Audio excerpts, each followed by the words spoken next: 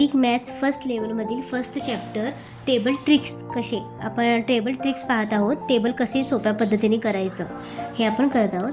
First आपण 12चा table, 48चा table आणि 96चा table कसा करायचा हा पाहिला. आता इथं 3 डिजिटचा टेबल करायचा आहे. Same method same trick use करून 126चा टेबल आपण करणार आहे.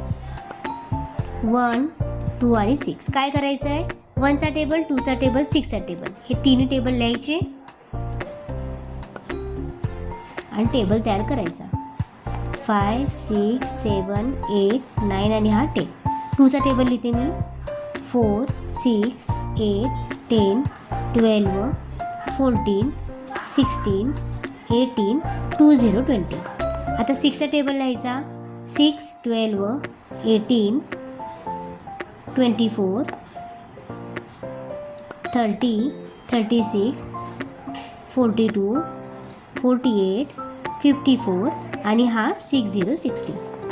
आता आपण टेबल करूया. हां 1, 2, 6 सिंगल नंबर आहे तसे लिहायचे. आता इथं 6च्या टेबलमध्ये डबल नंबर आलेला आहे. तर काय करायचं, हा जो 2 आहे ना युनिट प्लेसचा आहे तसं लिहायचा आणि हा 1 नेक्स्ट नंबरमध्ये म्हणजे मधल्या टेबलच्या नंबरमध्ये ॲड होईल. 4 + 1 5 होईल आणि हा 2 आहे तसा. अगेन 8 युनिट प्लेसचा आहे तसा 1 6मध्ये ॲड होईल 7 3. 4 2 8मध्ये ॲड होईल 10 होईल. 10चा हा 0 इथं बॉरो 1 5. हा 0 3 आपण 0मध्ये ॲड करूया 3 होईल आणि 1 5मध्ये ॲड करून 6. आता इथे डबल डिजिट आलेत म्हणून हा मी नंबर नेक्स्ट या टेबलमधल्या नंबरमध्ये ॲड करूया. आता इथं 6 युनिट प्लेसचा आहे तसा लिहिते. 3 2मध्ये ॲड होईल 5 आणि 1 6मध्ये ॲड होईल 7. मी यासाठी ॲरो करते तुम्हाला समजण्यासाठी सोपं जाईल. आता हा 2 युनिट प्लेसचा आहे तसा लिहायचा. 4 4मध्ये ॲड होईल 8 आणि हा 1 7मध्ये ॲड होईल 8.